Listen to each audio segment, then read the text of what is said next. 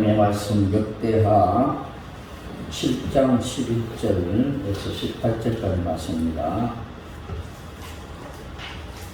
구약성경 665페이지 열왕기 역대하 7장 11절에서 18절까지 교도하도록 하겠습니다. 솔로몬이 여호와의 전과 왕궁 건축을 마치고 솔로몬의 심중에 여호와의 전과 자기의 궁궐에 그가 이루고자 하는 것을 다 형통하게 이루니라. 여호와께서 솔로몬에게 나타나사 그에게 내가 이미 네 기도를 듣고 이것을 택하여 내게 제사한 성전을 삼았으니 혹 내가 하늘을 닫고 비를 내리지 아니하거나 혹 메뚜기들에게 토산을 먹게 하거나 혹 전염병이 내 백성 가운데 유행하게 할 때에 내 이름으로 불렀는 내 백성이 그들에게 악한 길에서 떠나 스스로 낮추고 hum하여 내 얼굴을 찾으면 내가 하늘에서 듣고 그들의 죄를 사하고 그들의 땅을 고칠지라. 이제 이곳에서 하는 기도에 내가 눈을 들고 귀를 기울이니 이는 내가 이미 이 성전을 택하고 거룩하게 하여 내 이름을 여기에 영원히 하였습니다. 내 눈과 내 마음이 항상 여기에 있으니 내가 만일 내 앞에서 행하기를 내 아버지 다윗이 행한 것과 같이 하여 내가 내게 명령한 모든 것을 행하여 내 율례와 법규를 지키면 내가 내 나라 왕을 건너가되 전에 내가 내 아버지 다윗과 함께 이스라엘을 다스릴 자가 내게서 끊어지지 아니하리라 힘들어하리라. 아멘. 그의 땅을 고칠지라 라는 제목을 가지고 함께 말씀의 은혜를 나누고 하겠습니다.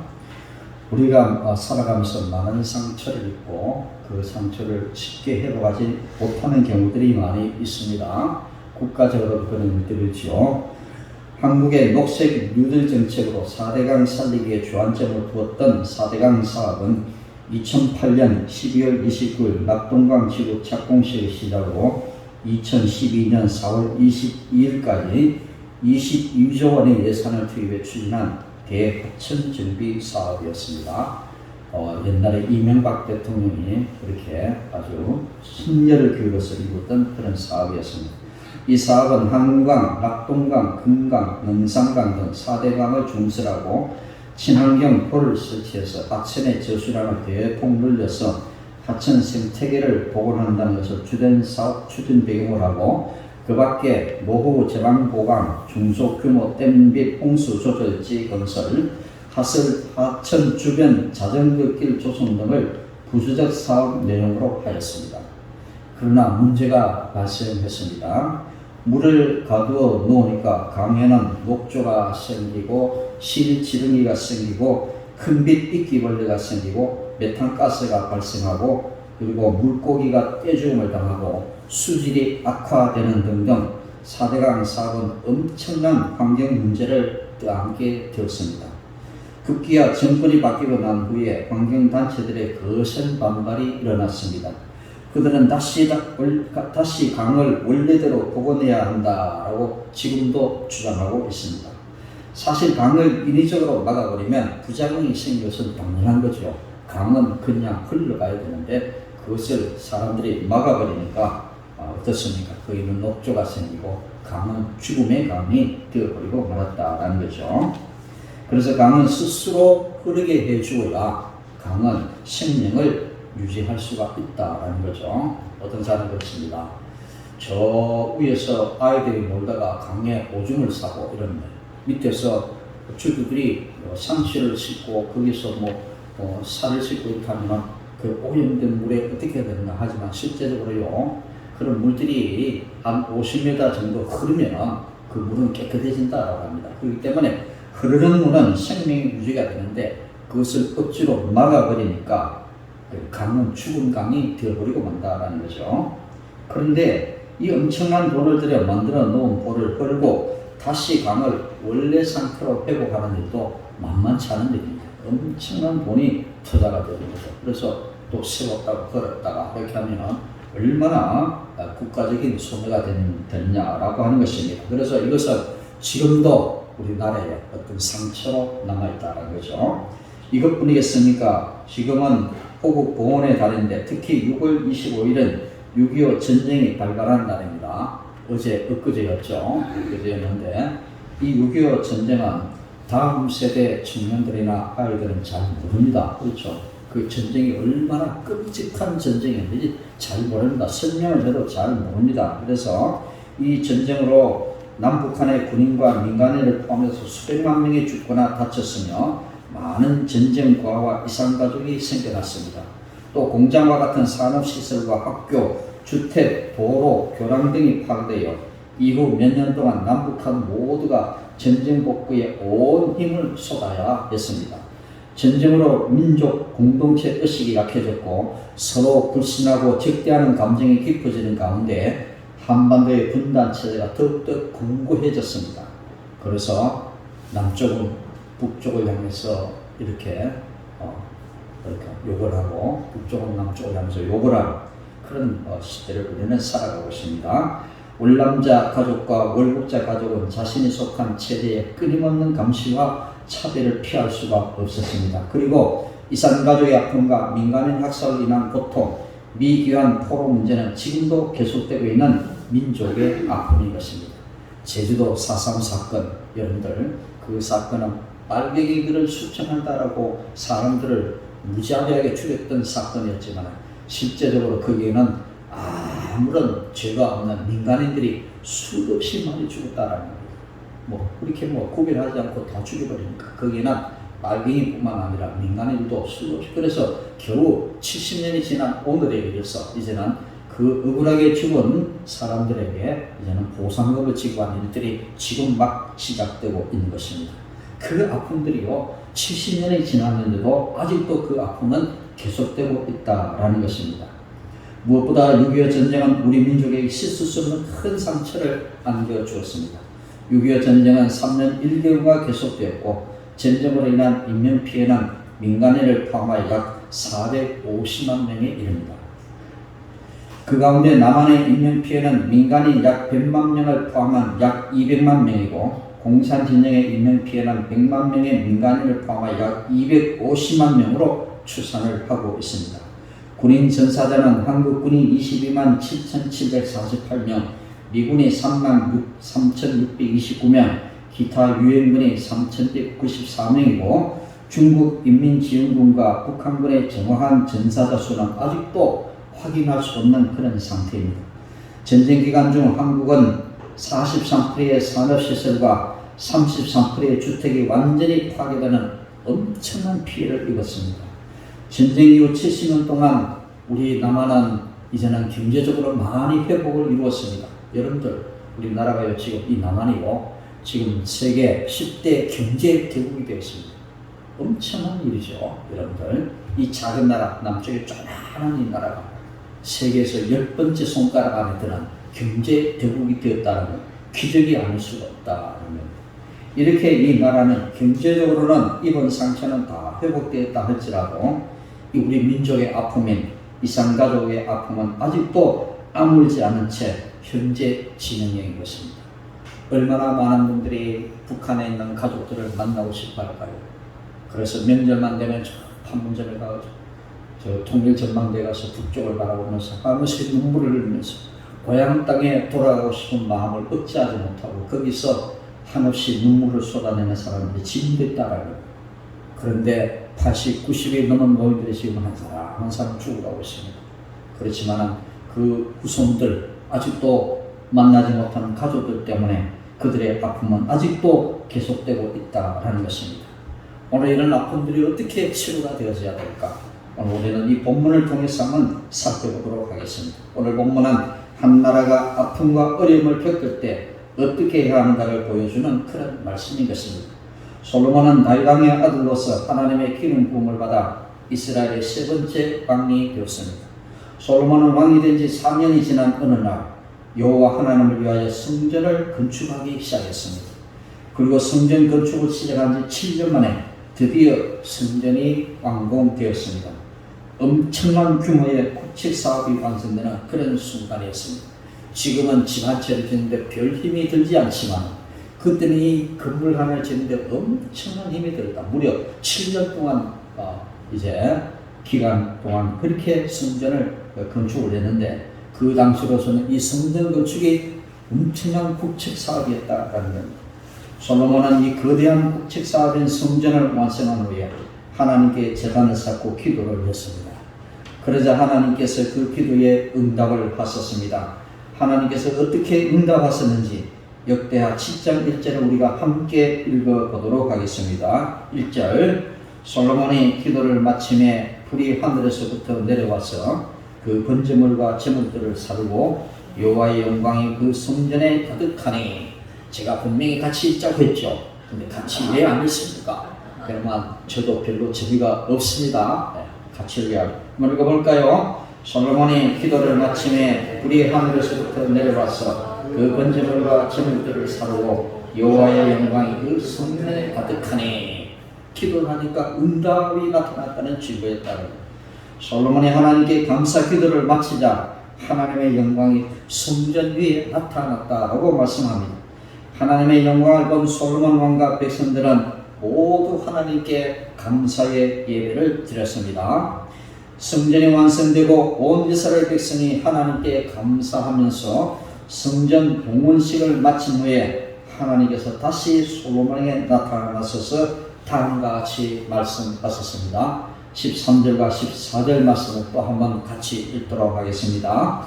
혹 내가 하늘을 닫고 비를 내리지 아니하거나 혹 메뚜기들에게 토산을 먹게 하거나 혹 전염병이 내 백성 가운데 유행하게 할 때에 내 이름으로 일컫는 내 백성이 그들의 악한 길에서 떠나 스스로 낮추고 기도하여 내 얼굴을 찾으면 내가 하늘에서 듣고 그들의 죄를 사하고 그들의 땅을 고칠지라. 오늘 이 말씀을 보면 당시 나라가 겪을 수 있는 어려움에 대해서 말씀하고 있음을 우리는 알 수가 있습니다. 어떤 일들이 났죠? 가뭄이 일어났습니다. 그 해충이 메뚜기가요 곡식을 갉아먹었어요.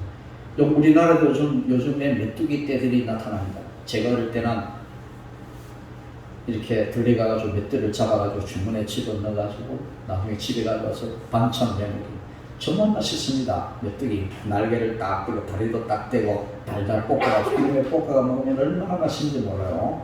그런데 이 메뚜기가 한두 마리면 모르는데 때를 지으면은 온 들판의 곡식을 다 갉아버립니다. 그래서 요즘 우리나라 그런 일들이 있었죠. 얼마 전에 전라도에 그 곡창 지역에 메뚜기 떼들이 나타나가지고 온 농사를 망쳐버린 일이 있어요. 지금도 그런 일. 농약을 뿌리지 않으니까 메뚜기 떼들이 나타나가지고 온 들판을 막 초토화시키는 그런 일들이 지금도 있다. 외국에도 그런 일들이 있으니까 미국에도 이렇게 메뚜기 떼들이 온 들판에 휩쓸고 수억 마리의 메뚜기들이 온 들판에 휩쓸고니까 농사가 1년 농사 완전히 망쳐버린 그런 일들이 지금도 일어납니다. 그런데요, 오늘 이런 해충이 이제는 농사를 망쳐버린 일, 그리고 마지막에는 전염병, 요즘같이 코로나19가 들린 전염병이 창궐해서 수많은 사람들이 죽어나가는 그런 일들이 일어난다라고 했는데 이런 일들이 왜 일어날까요? 오늘 13절 초기에 보니까 누가 그것을 따라고 했죠? 내가 라고 했습니다. 누가? 하나님이 그 일을 이루게 했다라고 했습니다. 왜 하나님이 그런 일을 이루게 했었을까요? 왜 하나님이 이스라엘 백성들에게 이런 일을 이루게 했었을까? 우리는 이해가 되지 않겠죠. 왜 하나님이 이런 일을 해서 거기는 분명히 뭔가 목적이 있다는 것을 알아야 돼요. 오늘 우리도 살아가다 보면 원치 않은 일을 당할 때가 있습니다. 가뭄을 만나거나 해충의 습격을 당하거나 전염병이 일어나거나 우리가 원하지 않았는데도 불구하고 어떤 일이 일어난다라는 것입니다. 우리 주변에 저하고 친한 어떤 목사님요 참 기도를 열심히 하시는 분입니다. 그분은 교회가 너무 어려워서 이제는 가정으로 들어가서 가정교회를 하시는 목사님이지만 얼마 전에 암 진단을 받았습니다. 얼마나 기도를 열심히 하시는 분입니다. 그래서 그 아들이 이야기를 합니다. 첫째 아들, 어떻게 하나님이 이럴 수가 있습니까? 하나님이 살아계신다면 이렇게 열심히 기도하시고 이렇게 착하게 살아간 우리 아버지가 왜 암에 걸린다고 그런 이야기를 하더라고요. 그렇습니다. 그것이 우리의 생각입니다. 우리가 이렇게 하나님의 백성이 되고 하나님을 믿는데 어떻게 우리가 이런 일을 당할 수가 있느냐라고 우리는 하나님께 그렇게 하소연할 수가 있다. 그런데 그 누가 하셨다고요? 내가 하나님이 그 일을 하셨다. 왜 하셨을까? 우리를 죽이려고, 우리를 괴롭히려고, 우리를 어려움에 처하게 하려고, 그래서 망하게 하려고. 왜 그럴까요? 그렇지 않다. 우리를 영원의 국 가운데 두지 아니하시고 우리에게 어떤 것을 원하신다라는 겁니다. 오늘 이 말씀 보면 당신 나라가 겪고 있는 어려움에 대해서 말씀하고 있음을 우리는 볼 수가 있습니다.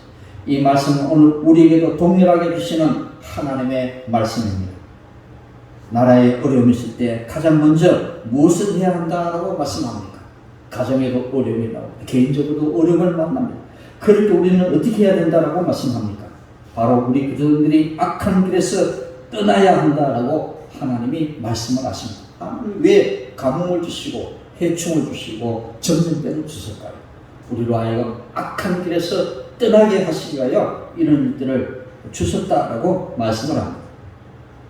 악한 길은 하나님께서 기뻐하시지 않은 우리의 말과 행동이나 마음을 가리켜 말합니다. 악한 길은 결국 하나님의 말씀에 순종하지 않는 것, 즉 죄를 따라서 가는 길을 가리켜 말씀합니다. 악한 길에는 내가 서 있을 수도 있고 우리의 공동체 더 나아가서 우리나라가 그 악한 길에 서 있을 수도 있습니다. 나는 잘하고 있는데요. 교회 열심히 다니고 있는데요. 나는 그렇지 않습니다. 라고 할지라도 우리는 때때로 영적으로 무딘 그런 상태에 놓여 있을 수가 있습니다.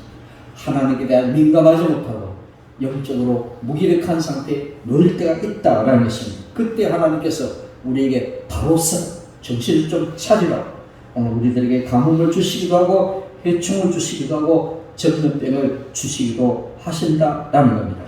그러므로 나라의 어려움을 닥쳤을 때에, 가정의 어려움이 닥쳤을 때에, 내가 어려움을 만났을 때에 가장 먼저 해야 할 일은 악한 길에서 떠나는 것입니다. 그럴 때 우리는 자신을 한번 들여다보는 그런 시간을 만들어야 한다라는 것입니다. 길을 가다 넘어져도 재수없네라고 하지 말고 하나님이 왜 나를 넘어지게 하셨을까? 잠깐 묵상하면서 느헤미야처럼 스룹바벨처럼 그렇게 하나님 앞에 우리는 엎드려 자신을 한번 돌아다보시는 잠깐의 시간이라도 우리는 가져야 한다라는 것입니다. 하나님, 내가 혹시 하나님 앞에 잘못한 것이 있습니까? 자신을 한번 들여다보게 하는 것입니다.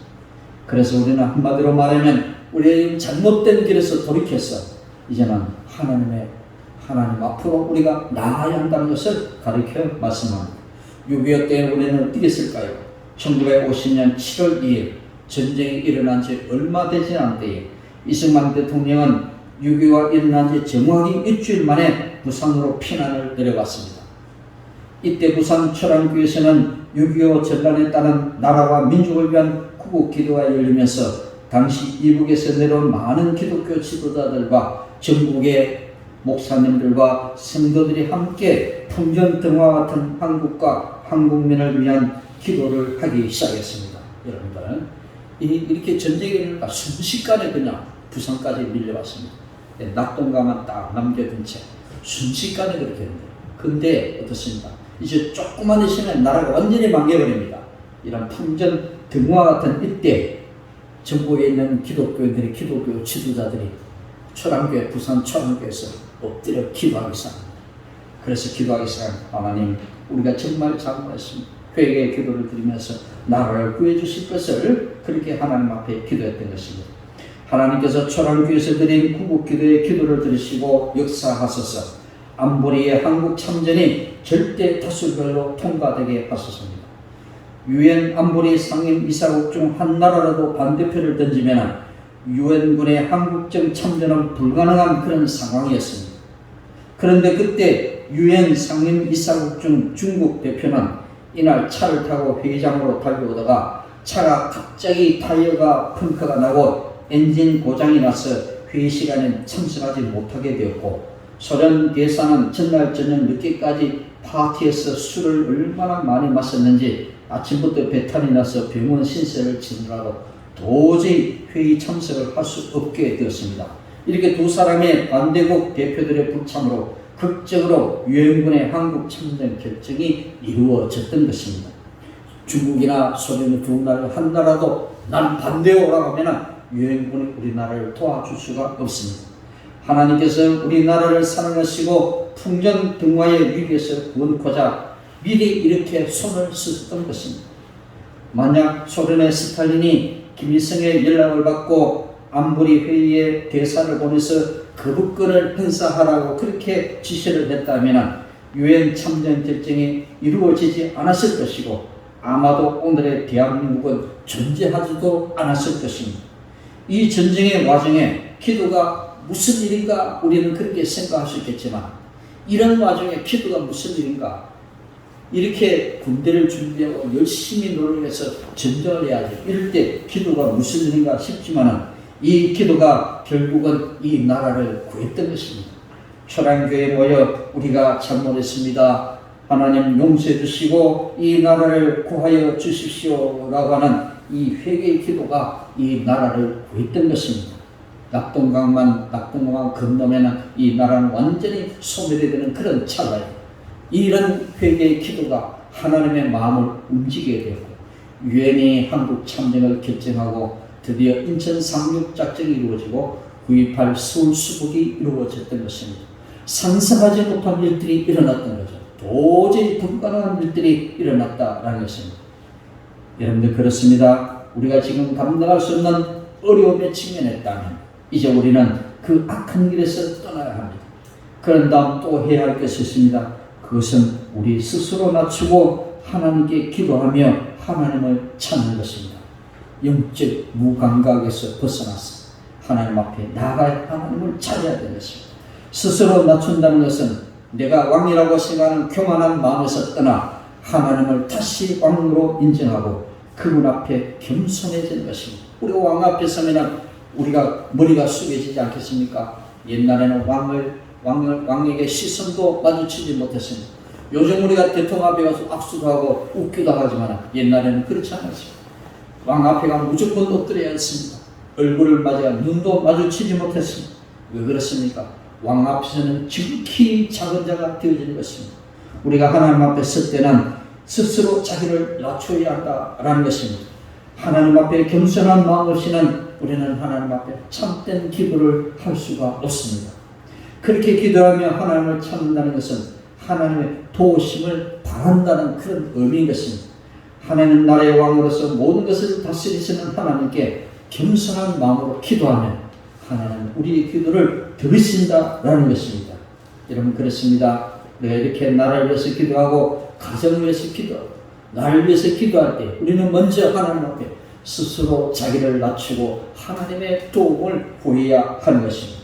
그리고 혹시 내가 하나님 앞에 잘못한 것이 없는가 제일 먼저 그것을 찾아서 하나님 앞에 회개의 기도를 올려드려야 하는 것입니다. 사랑하는 여러분들, 오늘 이 말씀은 우리에게 분명히 말씀하고 있습니다. 우리가 하나님께 도움을 구하고 기도하면 반드시 하나님께서 우리의 기도를 들으신다라고 말씀합니다. 하나님은 우리의 기도를 들으시는 분이십니다. 혹시 여러분들이 기도하는데 하나님께서 듣지 않고 있다고 그렇게 생각한다면 그 생각을 바꾸어야 할 것입니다. 꼭 기억하십시오. 하나님께서 우리의 모든 기도를 듣고 계신다는 사실을 꼭 기억하시길 바랍니다. 동시에 우리는 이 땅에서 대한민국 국민의 한 사람으로 살고 있습니다. 우리는 하나님의 백성이지만 대한민국의 백성이기도 합니다. 우리는 하나님의 다스리신 안에 살아가고 있는 하나님의 백성으로서 지금 살아가고 있는 이 땅 대한민국의 나라도 하나님의 나라로 세워가야 하는 것입니다. 그런데 문제가 하나 있습니다. 어떻게 하나님의 나라를 세워가야 하는지 우리는 잘 모른다라는 것입니다. 하지만 그 방법은 특별한 것이 아닙니다. 그것은 바로 하나님 나라와 그 나라의 형제자매를 사랑했듯이 대한민국과 국민을 사랑하는 것입니다. 제가 지금 기도할 때도 기도했듯이 이것은 내 문제가 아니다. 그것은 나와는 상관없는 일이 아니다라고 하는 것입니다. 우리는 나라를 위해서 기도해야 됩니다. 북쪽 땅을 위해서도 기도해야 됩니다. 통일을 위해서도 기도해야 됩니다. 우리는 형제를 사랑하는 마음으로 우리 국민을 사랑해야 됩니다. 그렇습니다. 이렇게 우리는 먼저 우리나라와 국민들에게 관심을 가지고 나라를 위해서 기도하고 이 땅의 민족을 위해서 기도해야 되는 것입니다. 그런데 중요한 것은 관심 가지는 것을 그치는 것이 아니라 한 걸음 더 나아가서 이제는 우리나라에 대하여 관심을 가지고 기도할 제목을 찾는 것입니다. 아마도 우리나라의 여러 가지 어려움이 기도할 내용이 되겠죠. 정치적으로, 경제적으로 어려움을 겪고 있다면 우리는 그것을 위해서 기도해야 될 것입니다. 진정으로 나라를 사랑하는 방법은 하나님께 기도하는 것입니다. 많은 사람이 나의 어려움을 걱정하지만 기도할 수 있는 사람은 예수 믿는 우리들밖에 뿐입니다. 여러분들, 불신자들은 하나님께 기도할 수가 없습니다. 우리만 하나님께 기도할 수가 있습니다. 그럼 어떻게 기도해야 될까요? 기도할 때 우리는 먼저 우리의 죄를 고백하고 하나님께 용서를 구하는 회개의 기도를 가져야 하는 것입니다. 주님, 한국 교회의 잘못을 용서해 주십시오. 영적으로 무감각했던 죄를 용서해 주십시오. 다시 한번 일어날 수 있도록 하나님 저들에게 힘을 주십시오. 기도가 됩니다. 100년 전에 평양에서 일어났던 대부흥운동 같은 영적 부흥이 다시 한번 일어나게 도와주옵소서. 여러분들, 평양에서 일어난 대부흥운동 어디에서 일어났습니까? 자신의 죄를 먼저 회개하는 데서 일어났습니다. 길선주 장로가 가장 먼저 일어나서 자신의 죄를 고백하고 회개할 때 많은 사람들이 따라서 회개를 하고 요만한 죄까지 다 가지고 나서 울면서 하나님 앞에 기도할 때 엄청난 부흥이 일어났던 것입니다. 평양 삼정양교에서 일어났던 이 회개 운동이 이제는 퍼지고 퍼져서 전국적으로 일어나고 그때의 엄청난 한국교회의 부흥을 이루어 갔던 것입니다. 그때의 부흥이 다시 한번 일어날 수 있도록 우리는 기도해야 되겠습니다. 말씀을 맺도록 하겠습니다. 제물에 불을 내리시고 성전에 영광이 가득하게 하심으로 성전 봉헌을 기쁘게 받으신 하나님이 이제 솔로몬에게 직접 나타나 말씀으로 확증해 주셨습니다. 그리고 솔로몬의 기도대로 백성이 악한 길에서 떠나 그분을 찾으면 죄를 사하시고 재앙이 임했던 땅을 회복시키겠다라고 약속해 주셨습니다. 하나님이 가뭄을 주시고 해충을 보내고 전염병을 보내주셨지만 그것이 영원토록 계속되는 것은 아니다. 왜 그렇게 하나님이 그것을 우리에게 주셨을까? 우리로 하여금 바로서라, 일어서라, 죄를 회개하라고 우리에게 그것을 주신다라는 것입니다. 솔로몬의 기도대로 백성이 이렇게 악한 길에서 떠나 스스로 자신을 낮추고 하나님을 찾으면 하나님은 죄를 사해 주시고 재앙이 임했던 땅을 회복시켜 주실 것입니다. 솔로몬 왕위가 대대로 이어지고 이스라엘이 약속의 땅에서 경고의 뿌리 내리는 길은 바로 말씀을 지키는 것입니다. 반면 하나님 말씀을 버리고 다른 신을 섬기면 그들을 가차없이 버릴 것이라고 하나님이 경고해 주시는 것입니다. 하나님을 배역하고 그분의 명령을 무시하면 아무리 위대한 성전도 조롱당하는 신세로 전락할 것입니다. 결코 나 혼자만 살아가고 있는 세상이 아닙니다. 우리에게는 대한민국이라는 공동체가 있습니다. 그리고 교회라는 공동체도 있습니다. 나라가 잘 되기 위해서는 교회가 살아가야 하는 것입니다. 교회가 믿음에서 떠나 세상을 사랑하면 나라가 망하고 말 것입니다.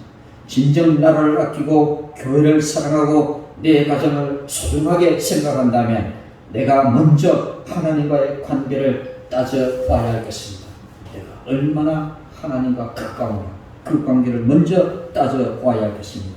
14절의 말씀처럼 내 이름으로 일컫는 내 백성이 그들의 악한 길에서 떠나 스스로 낮추고 기도하여 내 얼굴을 찾으면 내가 하늘에서 듣고 그들의 죄를 사하고 그들의 땅을 고칠지라. 죄를 먼저 용서해 주시고 그 다음에 땅을 살려주시겠다라고 분명히 순서를 말씀해 주고 있습니다. 우리가 죄를 회개하면 그 죄를 먼저 용서해 주시고 먼저 우리를 깨끗하게 해주시고 그 다음에 그 땅을 회복시켜 주시겠다. 그 순서를 분명히 우리에게 말씀해 주셨습니다. 그런데 우리는 죄 사함 없이 그저 땅만 회복하려고 노력하면 순서가 뒤바뀐 것입니다. 우리는 먼저 자신을 낮추고 하나님의 얼굴을 찾고 우리가 하나님께 기도하면 도움을 구하면 하나님은 우리의 죄를 사해 주시고 그 다음에 그 땅을 고쳐주시겠다고 분명히 말씀을 하고 있습니다. 부정함 없이 풍족하게 살아갈수록 우리는 악한 길에서 떠나 자신을 낮추고 하나님의 얼굴 보기를 원하면서 하나님께 가까이 나아가 기도하는 성도가 되어야 할 것입니다. 이것이 우리가 사는 길입니다. 다른 것 생각하지 마십시오. 이것만이 우리가 살 길입니다. 여러분들, 우리가 이것 외에 세상에서 열심히 돌아가면 될 것이다. 내 지혜를 믿고 내 실력을 믿고 열심히 살아가면 세상에서 성공할 것이다. 그거는 믿지 않는 사람들의 삶의 방식입니다. 그러나 우리는 그렇지 않습니다. 우리는 하나님께 가까이 나가서 하나님이 우리의 삶의 주인이 되시고 나는 그의 말씀을 순종하는 이 관계가 잘 정립이 되었을 때에 우리 하나님께서 우리를 회복시켜 주실 것입니다. 이제 저와 여러분들 모두는 스스로 자신을 갖추고 하나님께 가까이 나가서 나라를 위해서 기도하시고 교회를 위해서 기도하시고 가정을 위해서 기도하시는 여러분들 되시기를 주님의 이름으로 간절히 축원드립니다. 기도하겠습니다. 참 좋으신 하나님 은혜를 감사합니다. 오늘도 오셔서 말씀해 주시고 우리가 다시 한번 영적 무감각 속에서 깨어날 수 있도록 말씀으로 건교해 주심을 진심으로 감사를 드립니다. 아버지 하나님, 우리 하나님 앞에 때 스스로 자신을 갖추고 하나님 얼굴 보기를 원하며 하나님께 간절한 마음으로 기도할 때에 우리의 죄를 사해 주시고 우리가 머무는 땅을 회복해 주신다는 이 약속의 말씀 우리가 깊이 깨닫고 그 약속을 믿고 주님 앞에 나아가 하나님의 얼굴 보기를 원하며 스스로 자신을 낮추고 하나님께 기도하는 우리 모두가 되게 도와주시옵소서. 이 기도를 통하여 나라가 회복되어지고 가정이 회복되어지고 교회가 회복되고 내 삶이 회복되어지는 놀라운 진리의 역사를 이루어갈 수 있도록 인도해 주시옵소서. 모든 것 감사드리며 예수님 이름으로 간절히 기도드립니다. 아멘.